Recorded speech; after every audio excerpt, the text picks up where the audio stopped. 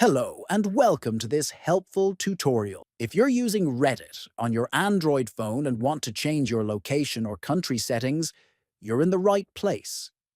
In this video, I'll walk you through the simple steps to customize your location on the Reddit app.